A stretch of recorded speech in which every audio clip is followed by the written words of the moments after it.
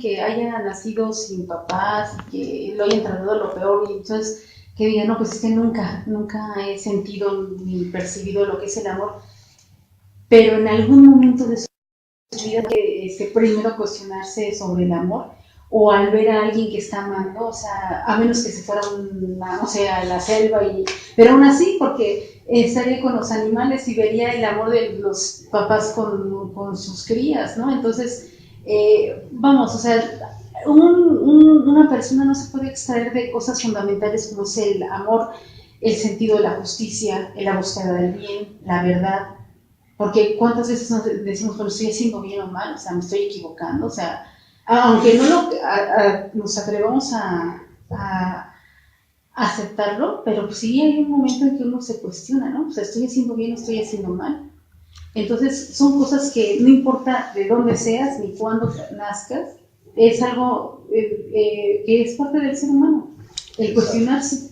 Sí, y además algo que hablábamos del sentido de los mitos griegos es la situación de cómo, por eso les decía que antes de meternos a los demás trabajos de Hércules, el sentido es, a ver, ¿qué requiere, por ejemplo, una persona para trascender su propia humanidad?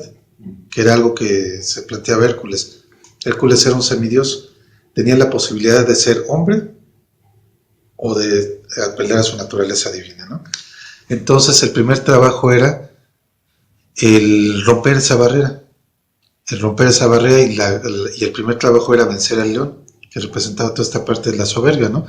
Porque el león por sí mismo era un animal orgulloso, que mataba a los demás, no se escondía, cuando se acercaban los cazadores sabía que no le iban a hacer nada, y esa parte es naturaleza humana. Entonces yo creo que precisamente, ¿por qué empezaban los griegos? ¿Por qué empezaba Hércules con ese trabajo?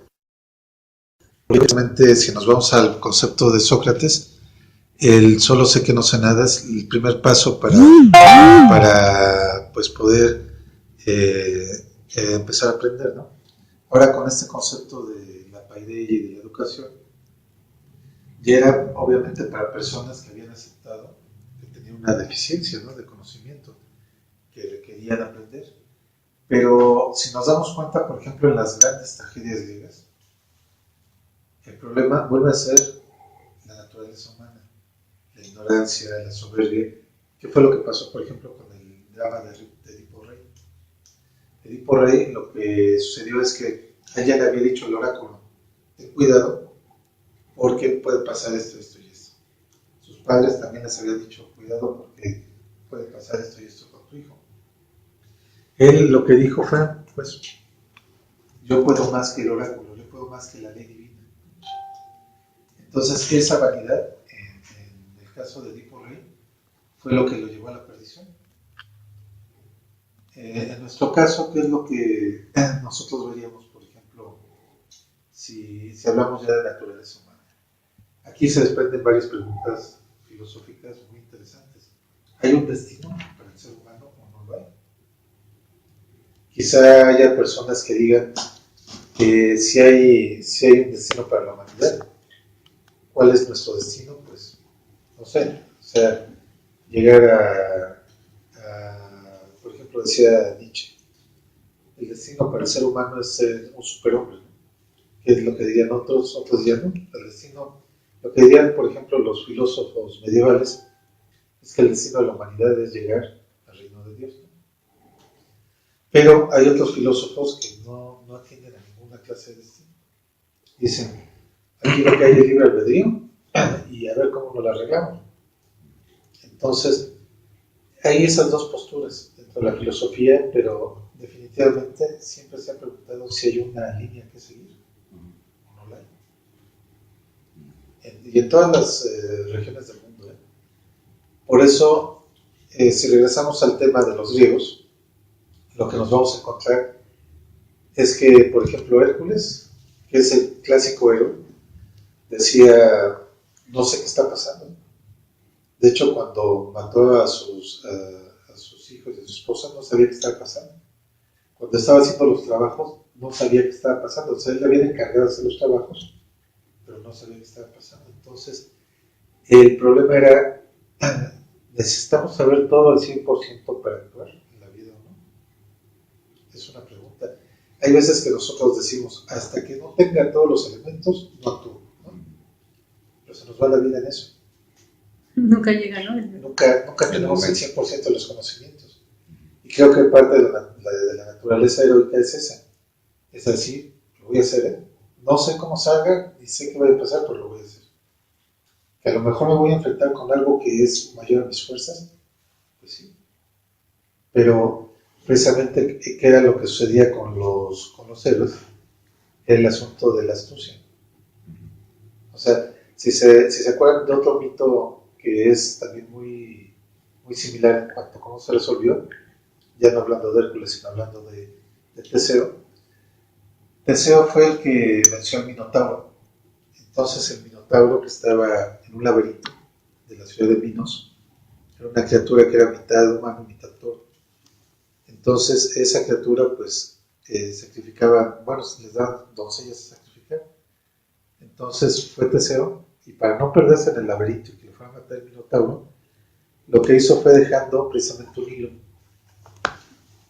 lo que se conoce como el uso de Ariadna, que era un carrete pues, de hilo, lo puso ahí y fue ahí caminando por el laberinto. Cuando encontró el Minotauro lo mató y regresó. Pero eso no fue ni derivado de su maestría como guerrero, ni fue producto más que de su astucia. Entonces, nada más para cerrar esa parte, al final deja a Ariadna, la abandona ahí, o sea, no cumple su palabra de casarse con ella, a pesar de que ya le ayudó, ¿no? Entonces está muy mala onda, para que sepan bien del chisme, ¿no? Pero un poco a lo que vamos es que este concepto de los mitos y de lo que estamos hablando de la paideia, la clase anterior, tiene mucho que ver con esta idea, ¿no? Con la forma de cómo los filósofos, en general los griegos, se planteaban la resolución de los problemas. La resolución de los problemas era a través de la razón, y todos los mitos, indudablemente todos, traen una forma de entender la naturaleza humana. Y traen una virtud. Aquí, bueno, es que son 12 trabajos que estás, o sea, sí. Les voy a decir ya más rápido para que no estemos, porque faltan otras cosas. Pero, bueno, al león lo mata con la inteligencia. Pero después sigue matar a la hidra de Lerna. La hidra de Lerna es una parte pues muy interesante porque, si se acuerdan, ¿no? Que era una especie de dragón con muchas cabezas. Pero lo que decían es que ahí cada que le cortaras una cabeza iba a salir 3, en algunos mitos salían 7, en otros mitos por cada cabeza que le cortaran salían 9, en otros mitos 12. Hay unos que sí se pasan que sean 100 cabezas, ¿no? O sea, que cada cabeza salían más cabezas, 100 cabezas, imagínense. Entonces, vamos a ponerle que 3, ¿no? O sea, aún así, o sea, por cada cabeza que cortes salen 3. Eso es una alegoría de los problemas, ¿no? O sea, que muchas veces los problemas no es que llegues y acabes con un problema, siempre va a haber más. Entonces, ¿cuál es la solución? La solución no es estar ahí a través de la fuerza cortando como loco cabezas, porque nunca vas a acabar, porque entonces se va a hacer infinita, ¿no? El número de cabezas. Ahí es importante, ahí precisamente, quien le ayuda a Heracles es su sobrino Iolao, y él se le ocurre decirle, bueno, ¿sabes qué? Tú cortas las cabezas y yo las quemo para que no vuelvan a crecer. Y entonces así se la pasan hasta que terminan matando a la hidra. Esta parte es importante porque aquí es una enseñanza de que a veces tú solo no puedes con todo. Tienes que ayudarte, en este caso de tu familia, ¿no? Porque es su sobrino Iolao el que se le ocurre y quien le ayuda a Heracles. También es así, en el mito eran 10 trabajos, pero precisamente es el rey Euristeo. El que le quitó el trono a Heracles fue el rey Euristeo. Esta fue también otra de las venganzas de Hera, nada más así como paréntesis. se supone que cuando Alcmena queda embarazada de Zeus, pues él obviamente, pues orgulloso de que iba a ser su hijo, decreta que el rey de ese reino iba a ser el primero que naciera en esa casa, que era la casa todavía sí, que era de la familia de Perseo, entonces Hera hace que nazca primero lo que sería su primo, que es Euristeo, y que él nazca 2 meses después, o sea, le retrasa el parto a Alcmena, y entonces por eso, o sea, queda como rey Euristeo, y entonces ahí está, ¿no? También porque le quita el reino. Pero ahí, en la parte de la Hidra, Euristeo le dice, no hiciste trampa porque los trabajos son para ti y te ayudó tu sobrino. Entonces se no cuenta. Entonces por eso se hacen 11, bueno, se van a hacer 12 trabajos, porque en otro también le va a decir, en el de regar el de limpiar los establos, también va a decir que no cuenta. Pero eso ahorita lo vemos. Entonces, aquí nada más para poner un ejemplo de lo que pasaba con cómo a nosotros nos podría afectar lo de la hidra. Esto de que si no cortamos un problema de tajo, se nos viene en cascada. Es algo que sucede, por ejemplo, con las tarjetas de crédito, ¿no? O con las deudas. La gente que precisamente tiene una deuda y en lugar de irse a la raíz, pide dinero prestado para pagar esa y luego ya debe acá otra vez y luego entonces tiene que andar pidiendo. Es un poco lo que pasaba en esta situación, ¿no?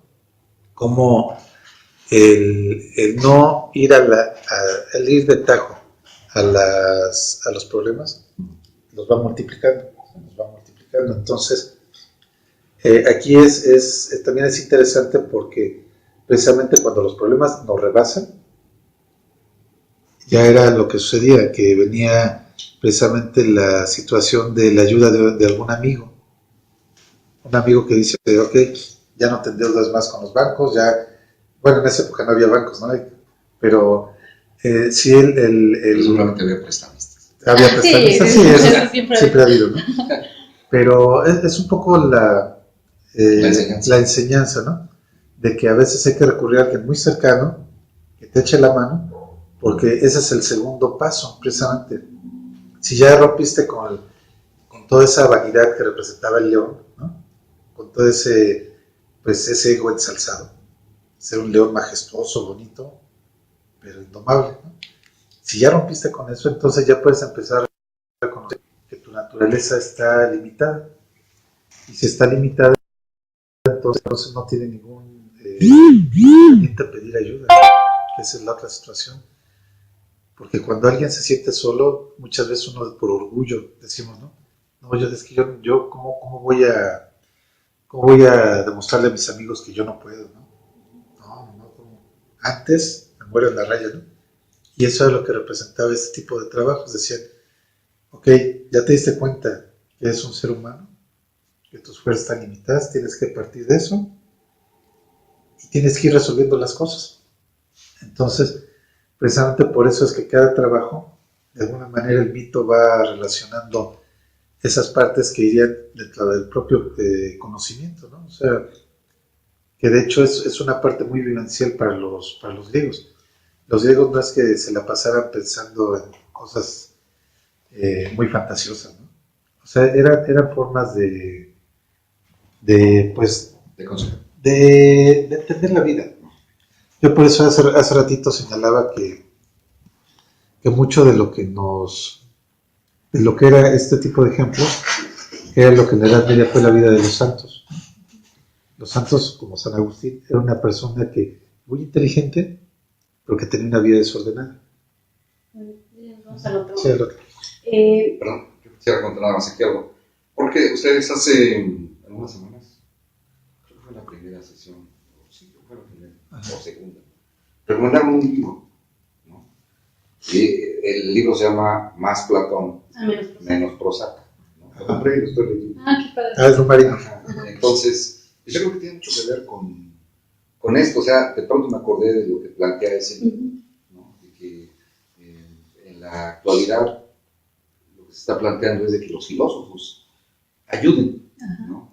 Ayuden a personas, en cualquier persona, pues a tratar de resolver sus problemas a través de todo el conocimiento de cientos o miles de años que lleva la filosofía, ¿no? Y que a veces los problemas de las personas que van a tratar de solucionarse con el psicólogo o con el psiquiatra, en realidad no deberían tanto de ser. Así es. Probablemente a través de la filosofía se puedan resolver esta clase de problemas. Al menos entender la sociedad. Porque si se entiende la sociedad, o sea, intenta entender un poco la sociedad en la que vivimos, pues entonces como que le bajamos mucho al estrés y a los problemas de no entender por qué la sociedad es de una determinada manera y me afecta a mí. Entonces, yo creo que llevaría en ese... y también me acuerdo y lo relaciono con lo que se comentó la semana pasada, en relación a que la filosofía está como alejada de la sociedad en este momento. Sí. ¿No? Está alejada, como que esto de más Platón, menos, o sea, como que es un intento. Porque están muy de moda los famosos managers, o los coaching, ¿no? El coaching, ¿no? Pero pues estas personas seguramente tendrán cierta capacitación, pero no son filósofos. Sí, esto, por ejemplo, tiene que ver más con el tercero, lo que comentas. Que a veces los problemas que tenemos no se hacen problemas porque no tenemos la constancia para resolverlos. Está la captura de la sierva de Selinea. Esta sierva era pues una venadita, o sea, que lo que pasa es que ella también no era una sierva común, era hija de Artemisa, de la diosa Artemisa. Entonces esta sierva era muy rebelde, muy difícil de atrapar, que ni siquiera Artemisa, o sea, la quería para que jalara su carruaje, y ella no quiso, o sea, nunca se dejó atrapar ni siquiera por Artemisa. Entonces le ponen como trabajo a Heracles que capture a la sierva. Aquí no usa la fuerza, tampoco es tanto de inteligencia, sino que es persistencia. Constancia, ¿no? La constancia. Heracles la persigue más de un año. La persigue, hasta que la sierva de tanto que lo está persiguiendo, le da sed, se va a un lago para tomar agua y ahí es donde la atrapa. O sea, es el único momento que como la cansó, la atrapó. Entonces, esa es otra de las cualidades que debe tener el ser humano. Muchas veces, ¿cuántas ocasiones tenemos problemas que es, a ver, o sea, el clásico a todos, el sobrepeso? Cuando queremos bajar de peso, todos el fin de año, no, pero ahora sí tengo adelgazo y que voy a ir al gimnasio, y te duran, no sé, un mes, una semana. Una semana, pero bueno, máximo un mes, 3 meses, ¿no? Los juguetes de los sí, ya. Las semanas. ¿Ya? Entonces, eso es lo que pasa. Ese es el problema, que muchos de nuestros problemas es por falta de constancia. Decir, no, pues ahora sí termino la carrera, o ahora sí termino la tesis, o ahora sí, ¿cómo se llama? Eso de que ahora, pues desde leer un libro, ¿no? Ahora sí termino el libro de leer y ahí está, ¿no? Y siempre tenemos miles de cosas. Entonces, este trabajo de Heracles es precisamente eso, el decir, no hay otra forma que a través de la constancia para atrapar a la sierva. Esto es cualquier ejemplo, o sea, la sierva es cualquier problema que tengamos o cualquier cosa que tengamos que hacer. O sea, eso es lo que representa. Entonces, es muy importante ver que a veces no todo es con la fuerza, ni tampoco todo con la inteligencia, sino que también necesita dedicación. O sea, la cuestión es cuánto nos cuesta a nosotros formarnos a nosotros mismos. O sea, si nosotros analizamos desde el kinder, son que 3 años, ¿no? Primaria, 6 años. Secundaria, 3 años. Preparatoria, otros 3 años. La carrera, 5 años y nos va bien, ¿no? O sea, si ya acabamos todo eso. Posgrado, es decir, o sea, realmente el educarnos es un proceso. Y no es solamente en la escuela, sino también es lo que nos enseñan en casa, lo que nos enseñan en la sociedad misma y lo que nos enseñan pues nuestras amistades o nuestro entorno en específico. Entonces, ¿cómo esperamos, por ejemplo, cambiar un mal hábito si no es a través de la constancia? O sea, mágicamente no se puede. Y que lamentablemente es lo que nos pasa a nosotros. Estamos en el mundo de lo instantáneo, queremos comida instantánea, queremos bajar de peso instantáneamente, queremos dejar de fumar instantáneamente cuando nos llevó años la adicción, ¿no? Entonces, ese es el problema. Comunicaciones. Uh-huh. Entonces, realmente, si nosotros analizamos estos mitos que han trascendido, es preguntarse por qué trascendieron. Es por las enseñanzas. Uh-huh. ¿Qué opinan ustedes acerca de esto que plantea Andrés Manuel respecto a una nueva constitución distinta, que trate acerca de los valores y los principios de los ciudadanos? Bueno, se lo plantea como constitución, diría que es a nivel federal, ¿no? Y claro que no podría ser total y absolutamente restrictivo, como un código de moral y de ética, pero ¿cuál es su opinión? Pues, no sé, desde mi punto de vista, no sé, Pedro, eso sería muy bueno si lo llevara a cabo. El problema es que ¿quién va a definir esas cualidades?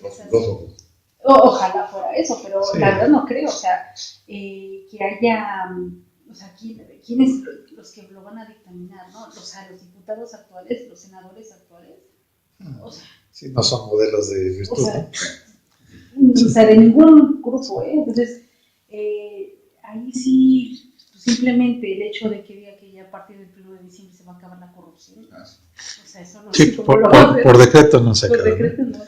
Sí, mira, yo creo que si nos vamos al término de la palabra ética, ética viene de ethos, que es el espíritu, ¿no? El espíritu del pueblo, que son sobre todo las costumbres. Y moral es una palabra de origen latino, de origen romano, que tiene que ver con moira, la sociedad. Pero en ambos casos, mucho de eso es el resultado de nuestro pensamiento ético y moral ahora, es decir, el resultado de, por ejemplo, el matrimonio de personas del mismo sexo, ¿no? Moralmente ya está aceptado. Hace 40 años no estaba aceptado. Entonces, ¿a qué es a lo que voy? Que todo esto es relativo. Es relativo, tiene mucho que ver con la forma de cómo pensamos, tiene mucho que ver con nuestra formación religiosa, nuestra formación civil, nuestra formación de todo tipo, ¿no? Entonces, el que por decreto alguien diga, esta va a ser la constitución moral, ¿qué valores, no? Porque incluso yo me atrevería a decir, a ver, de fondo muchas religiones coinciden en sus planteamientos de fondo, ¿no? Creo que ninguna religión seria te va a decir ve y agrede al vecino, ve y mátalo, ve y róbalo. Hay muchas coincidencias, pero en los pequeños detalles es donde está la diferencia. Y esos pequeños detalles son aspectos de moral. Un caso muy concreto, por ejemplo, las religiones islamistas, ¿no? Le dicen a la mujer no te exhibas.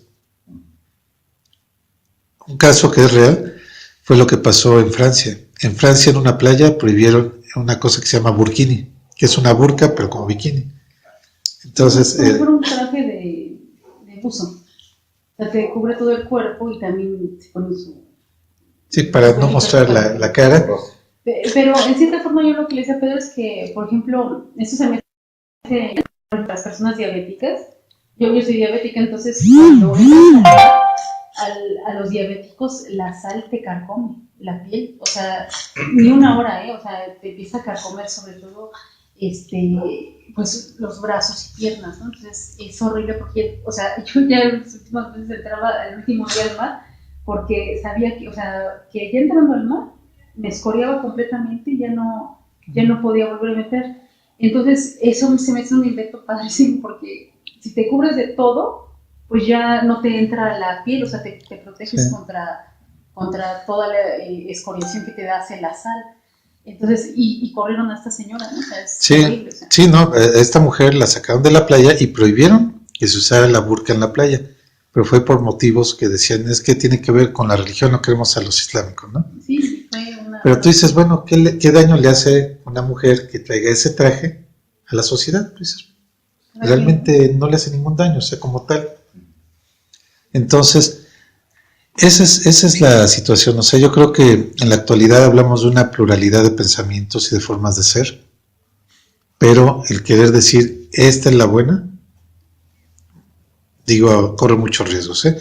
Y sobre todo considerando quién te diga que es la buena. Estaríamos como reeditando el manual de Carreño. Sí, porque es lo que te digo, o sea, sobre todo ahí en ese aspecto, pues mira, yo sí creo que ya hemos dado un gran avance en cuestión de tolerancia, de que convivamos unos con otros, porque pues sobre todo en la época actual ya pensamos de maneras muy diversas, ¿no? La gente, por ejemplo, en la sierra, hay gente que ve de manera muy natural, ¿no? El ofrecer a sus hijas, a sus hijos. Por ejemplo, si eso se modificara, pues sería bueno, ¿no? O sea, que no se vendieran a las niñas. O sea, las venden por un cartón de cervezas o por una gallina. O sea, eso sí les va bien. Entonces, es O sea, y en lugares como Veracruz, Chiapas, Oaxaca. Entonces, sí, ahí sí, digamos, ahí sí debe de haber un planteamiento firme, ¿no? Un planteamiento, por ejemplo, también firme de decir, la educación es para todos, pero de veras, o sea, porque aunque la Constitución dice, la Constitución mexicana dice que todos tenemos derecho a la educación, en la práctica eso no es cierto. O sea, precisamente, bueno, yo creo que todos los que estamos aquí todavía nos tocaron casos de escuchar que decían, es que estudie el niño, ¿no? Porque la niña le va a tocar a lo mejor que la mantengan. Es una forma de pensar, una cuestión de moral. Pero ya en la actualidad dices, no, es que ¿cómo va a ser eso, no? No tanto por a fuerzas querer sacar a la mujer y ahora trabaja, ¿no? Sino es una cuestión ya de desarrollo humano. Entonces, todavía hay lugares en México que piensan de esa manera, ¿eh? Entonces, el problema de eso, sí hay cosas que se tienen que avanzar, pero yo creo que más que hacerlo como una constitución moral, lo moral es lo interno, es la parte interna. Debe de haber un planteamiento firme de qué proyecto hay como nación, ¿no? Porque aquí nada más haciendo un paréntesis porque ya estamos hablando de política, pero las leyes llegan donde termina la ética de cada persona. ¿A qué me refiero? Si tenemos como principio el decir yo no voy a agredir a nadie, yo me comporto bien, no voy a insultar a nadie, no necesito un policía que me esté revisando que yo no vaya a agredir a una persona. Pero ¿qué es lo que sucede en ciertas zonas de la ciudad o en ciertos eventos donde se exaltan los ánimos? Por ejemplo, un partido de fútbol. Tiene que haber policía porque saben que si no está la policía, sí, no sé, se arma la gresca y empieza el problema, ¿no? Entonces, ahí ¿qué es lo que sucede? Como ya la moral de las personas y la ética ya no da para que se autorregulen, tiene que regularlos el Estado, mandando leyes y mandando policía que haga valer las leyes. Pero en ese aspecto yo creo que hay cuestiones muy sensibles, ¿no? O sea, de nuestro comportamiento, donde yo sí creo que sí hay que reimplantar valores. Eso es un hecho. O sea, no puede valer lo mismo cada cosa. O sea, sí debe estar bien diferenciada una comunicación, un comportamiento en la sociedad. Respeto. Sí, un respeto. O sea, el respeto es básico. Pero, vamos, sin eso no podemos funcionar. Pero lo que sí creo es que, vamos, eso tanto así como legislarlo, es el riesgo.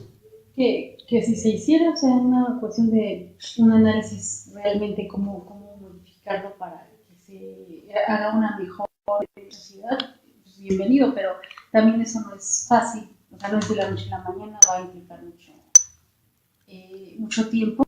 Y bueno, en este caso, relacionando con los trabajos de Hércules, esto sería como lo de la hidra de cosas, más que le corte siempre va a salir. Y por ejemplo, con el de la captura del jabalí de Erimano, que el jabalí se comía a las personas. O sea, un animal muy, muy agresivo, que es lo que puede representar lo que es nuestra sociedad. O sea, la masa acaba con conoce, o sea, no, también de Zeus les meten lo que comúnmente conocemos como a las otras amazonas empieza a decir no, lo que pasa es que se quiere secuestrar a la reina y no viene por el cinturón, sino más bien quiere secuestrar a la reina y todo, entonces empieza a meter cizaña de tal forma que cuando él entonces en una versión del que le puso una trampa, mata a Hipólita. Y otra versión, lo que cuentan es que logra como convencerlas de que él nada más viene por el cinturón y ya, o sea, no pasa de que se peleó tantito.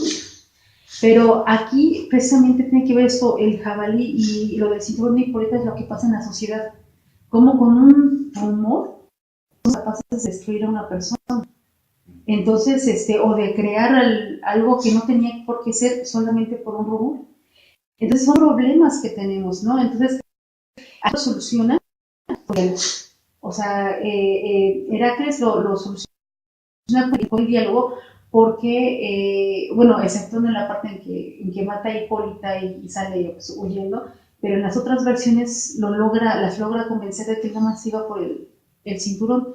Entonces tiene que ver mucho con esta parte con la sociedad. Hemos tenido problemas en el trabajo y a lo mejor por dejarlos crecer, sí, por no hacerles caso, se hace más cuando pudimos haberlo terminado. Sí. Y aquí hay un punto que precisamente estamos hablando que todo esto es una especie de enseñanza, ¿no? Enseñanza práctica, pues, que a través de los mitos. Pero, ¿qué representa el cinturón? Vamos, en términos muy generales, la duda.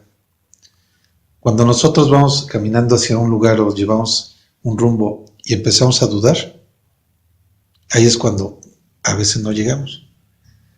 Y bueno, esto a mí se me hace importante mencionarlo porque la filosofía duda. La filosofía duda de todo. Duda hasta del propio filósofo. Entonces, el ejemplo más representativo de esta duda metódica, pues era, por un lado, el filósofo griego Sócrates, que fue después de este grupo de filósofos, y el otro René Descartes. René Descartes se dio cuenta en la época ya de la filosofía moderna que no se puede dudar de todo abiertamente porque si no vamos a estar destruyendo todo. ¿Qué es lo que pasa si yo dudo hasta de mi propia razón? Me vuelvo loco, ¿no? Si yo dudo que tenga la capacidad de raciocinio, me vuelvo loco. Entonces, lo que decía la duda metódica de René Descartes, pues fue establecer un método para la duda, y también el propio Sócrates tenía un método para preguntar, para dudar, pero en la filosofía, ¿qué es lo que ha sucedido? La filosofía, al momento de ser la duda sistemática, mucho de lo que ha escrito y que ha planteado, viene un filósofo y lo pone en duda, lo pone en crisis y a veces lo tumba. Por eso es que hay tantas corrientes filosóficas como filósofos. Entonces, a diferencia de la ciencia, ¿qué es lo que pasa? La ciencia da un postulado, después viene otro y lo perfecciona y así va caminando hasta lo que diría Thomas Kuhn, ¿no? El cambio de un paradigma que te vuelve a replantear cosas, ¿no? Pero son contados los cambios de paradigmas en la historia de la ciencia. En la historia de la filosofía es muy variado porque si vemos, por ejemplo, la forma de cómo pensaban los griegos, al momento en que entra la Edad Media, cambia completamente el paradigma, todo lo que habían avanzado los griegos se va para abajo y ahora viene otra forma de pensar. Después, cuando entran los filósofos renacentistas, todo lo que se había avanzado en la Edad Media cambia. Entonces, esta duda en el proceso de conocimiento es necesaria, pero también es destructiva. Porque todo lo que se viene avanzado también se puede echar abajo. Entonces, también, por ejemplo, el proceso de la filosofía... Pero es necesario. Es necesaria. Precisamente por eso aparece dentro de la naturaleza humana. Aparece como uno de los trabajos, porque en los trabajos de Hércules son cuestiones necesarias para ir trascendiendo nuestra parte humana. Entonces, en nuestro proceso para trascender la parte humana, viene la duda. Yo creo que la persona que diga que jamás ha dudado, o nos está mintiendo o no es humano. No se da cuenta. O no se da cuenta, pero yo creo que todos en algún momento de nuestra vida hemos dudado de algo. Y eso nos lleva a ponernos en crisis. Dudar si lo que estoy haciendo es lo correcto, lo necesario, si voy bien o voy mal. Es algo muy, muy humano, pues. Y a veces esa duda nos lleva a replantear nuestros pasos. Pero la duda vista en el sentido destructivo. Es lo que pasa, por ejemplo, aquí en este trabajo de Hércules. Era de los más sencillos. Ya le habían dado el cinturón. Y por estos rumores y por esas dudas, se vino abajo. Todo a perder. Exactamente. Entonces, esa es la parte de cómo la mente nos puede destruir. O sea, usando la inteligencia, nos puede, o sea, construimos lo que sea. Pero de esa parte oscura, ¿no? De la mente, o sea, la inseguridad. ¿Qué tiene que ver con el quinto? El trabajo de Hércules, precisamente, que tiene que ver con otra fase de la inteligencia, que es la imaginación o la creatividad. El quinto trabajo era limpiar los establos de Augías, del rey Augías.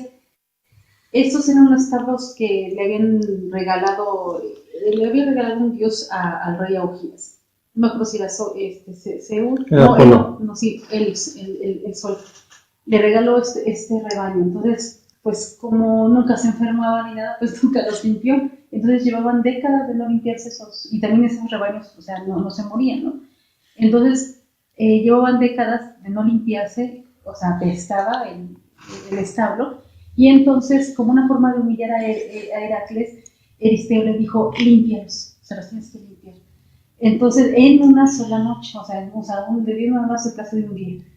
Entonces, obviamente, Heracles sabe que no lo puede hacer porque son establos muy grandes y están muy, muy sucios como para que los pueda limpiar. Sí, la suciedad del caballo le llegaba hasta la pantorrilla, o sea, hasta la rodilla. Entonces era una cuestión que no lo iba a poder hacer. Sí.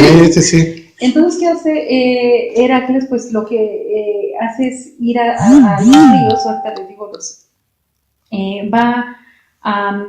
O sea, se acerca a los ríos, había dos ríos cercanos pues a donde vivía el rey Augías, y con unas rocas gigantes los desvía. Pero el trabajo consistió en primero hacer la roca que desviara los dos ríos, y después él con sus manos empezó a hacer el canal para dirigirlos hacia los establos. Entonces realmente pues ese fue su trabajo, pues hacer el canal. Entonces con la fuerza de los dos ríos los limpió en una sola noche y quedaron, o sea, completamente limpios. Ese fue el otro trabajo que no le validó Euristeo, porque dijo que él no lo había hecho con sus propias manos, que él lo limpiara. Entonces, dice, bueno, pero yo desvié los ríos, pero dijo, no, eso no vale, y entonces por eso se le agregan otro, ¿no? O sea, ya le habían quitado uno porque le ayudó el Odelay, era su sobrino, pues tampoco.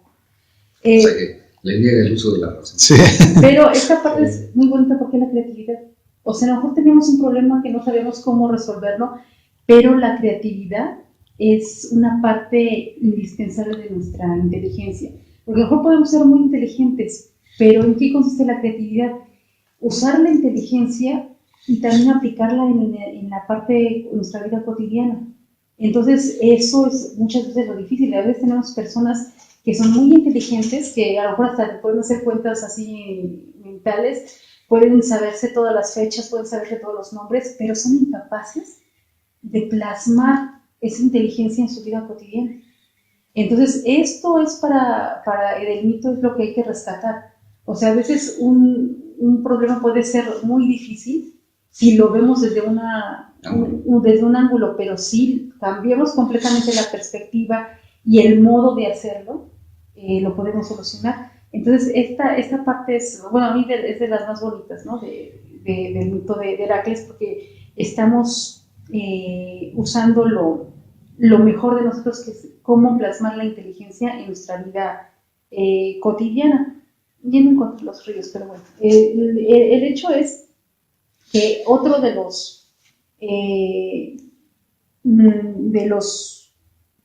trabajos es matar a los pájaros de Stínfalo. Ese es más de una cuestión más interna. Los pájaros eran pájaros muy salvajes también, pero tenían sus garras de bronce y sus picos de bronce. Entonces obviamente mataban a todos porque eran armas, ¿no? Sus picos y garras. Los trata de asustar, los trata de matar, pero tampoco les atraviesan las flechas. Y ahí recibe una ayuda, o sea, de acuerdo al mito, Atenea le regala una campana o cascabel, ¿no? Dependiendo de cómo lo vean. Lo hace sonar y el sonido que hace es tan, tan, tan fuerte que los asusta a los pájaros y ya nunca regresan, ¿no? O sea, entonces ahí la cuestión es, bueno, es que le está ayudando a Atenea, ¿no? En este caso es la diosa de la inteligencia, pero tiene otra variante. Atenea es la diosa de la guerra también, como Ares, pero es la diosa de la guerra o de la batalla inteligente, o sea, de la estrategia. Ella es diferente a Ares precisamente por eso, porque no va a luchar así como se va a aventar a ver qué pasa, sino que usa la estrategia, usa la inteligencia para vencer. Entonces ahí lo que va a decir el mito es de que a veces podemos terminar, o sea, él pudo haber, no sé, acabado igual como con el león, asfixiándolos o atrapándolos como al jabalí, pero no, lo que hace Atenea es darle una campana que con el sonido los va a ahuyentar, o sea, es completamente diferente, pero esto no es tanto que es la ayuda de la deidad, es precisamente el uso de la estrategia. Sí, y aquí algunas interpretaciones.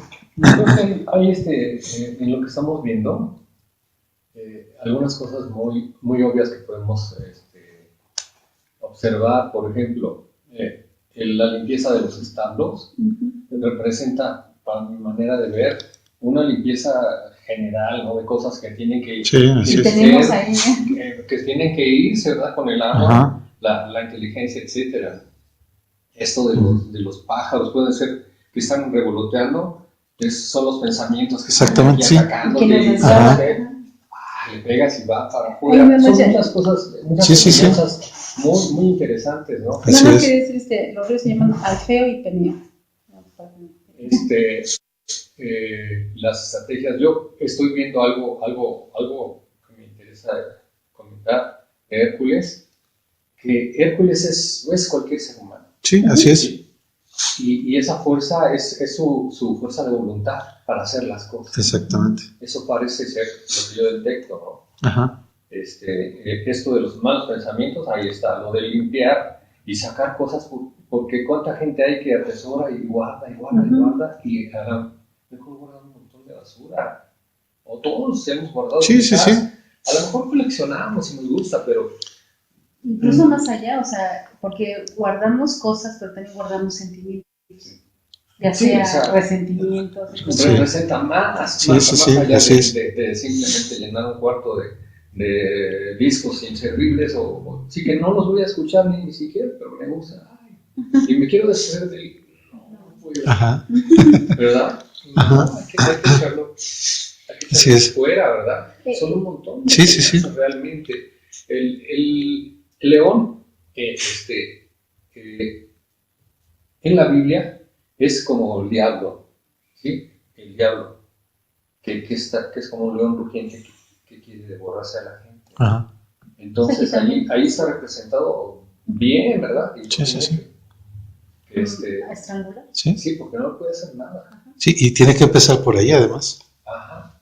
El ego, varias cosas están, mucho de ello también, como a mí me gusta verlo filosóficamente, universal, y también en la Biblia, cuánta analogía hay de todo ello, ¿no? Sí. Como eso de las aves, la Biblia habla de las aves también, y algunos dicen, pues son aves bonitas, quién sabe qué. No, son aves que hay que echar fuera. Porque te destrozan. O sea, si tú las dejas, te van a exactamente. ¿Sabes qué? No. Bueno, eso es lo que yo quería. No, sí.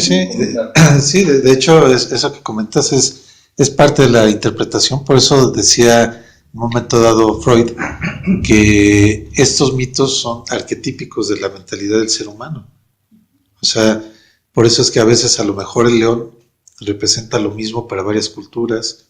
Estas aves que andan revoloteando y que nos llegan a picotear también arquetípicamente representan lo mismo porque de alguna forma así es. O sea, las ideas así son volátiles, ¿no? Cuando uno las quiere agarrar se van, ¿no? Y viene otra vez un pensamiento, ¿no? el clásico, ¿no? De que te vas a aventar a la alberca y no, sí, dudas, ¿no? Es, ¿qué tal si está fría o qué tal si no puedo, qué tal si no sé qué? Es lo que están viendo, me están viendo. Sí. Pero Exactamente, son esas cosas que de repente vienen, pum, te pican y se van, ¿no? Y es cierto, o sea, Bueno, yo quería comentar también a mí lo que me llamó mucho la atención, que de pronto cuando se busca una alternativa distinta, ajá. pues hay alguien o algo, un poder que te dice, no, momento, las reglas no son estas, lo resolviste, pero esas no eran las reglas, así que esto no vale. Entonces, todas las cosas, a final de cuentas, pueden tener diferentes caminos. Así es. Para llegar a un mismo objetivo. Pero quien controla o quien tiene el poder de decisión, pues es a final de cuentas el que decide cuáles son las reglas y limita las posibilidades de poder encontrar caminos diferentes. Sí, es que mira, por ejemplo, el otro día hablábamos del tema de enriquecerse, ¿no? O sea, una cosa es que yo trabaje, que lleve el pan a la casa y todo eso, de una manera lícita, a otra que lo lleve a como dé lugar y que como usando sea. la creatividad te lo uses para, no sé, hacer un super mega fraude y sí, tú dices ahí. Y lo estás llevando, ¿no? O sea, estás sí. alimentando a tu familia y también estás cumpliendo con una parte creativa, pero no está dentro de la ley. Pero también puede ser la otra, ¿no? Donde el camino que utilices es correcto y es valedero y es noble o sano. Te ayuda a desarrollarte. Pero un Estado siempre nos va a limitar, ¿no? Ese camino no, porque es el camino que a mí no me conviene. Bueno, puede ser, pero en el caso del mito de Hércules estamos hablando de un mito de un hombre que quiere trascender su naturaleza humana. Entonces, dentro de ese contexto, no hay atajos, ¿no? O sea, hay que trabajar de manera continua, hay que dar el esfuerzo, porque no hay atajos. Por eso, precisamente, la limpieza rápida, tú dices, ay, que ya vino el río, y pues sí, ¿no? Pero de otra manera no lo hubiera conseguido. No, exactamente. O sea, él cumplió, pero le dijeron, te la paso a medias, ¿no? De todos modos, tienes que reponerlo. Entonces, creo que eso es lo importante en este tipo de mitos. Para trascender nuestra propia limitación humana no hay atajos. Precisamente por eso es que mucho de la filosofía dice, es que cuando alguien llega y te dice, te voy a resolver la vida en una sesión, por ejemplo, de psicología, tú dices, no, hay algo raro ahí, ¿no? Exactamente, o gente que antes decía, ¿no? Es que te voy a dar la iluminación, ¿no? Te voy a iniciar. Y ya de repente vas a hacer... Sí, y tú dices, oye, pues eso no es cierto, o sea, vamos, el camino de trascender nuestras propias limitaciones es un camino continuo, no hay recetas mágicas. Y ahí estaría el problema de nuestra sociedad actual, que son las neurosis, porque lo queremos todo así rápido y ya, y entonces el problema es que aquí no se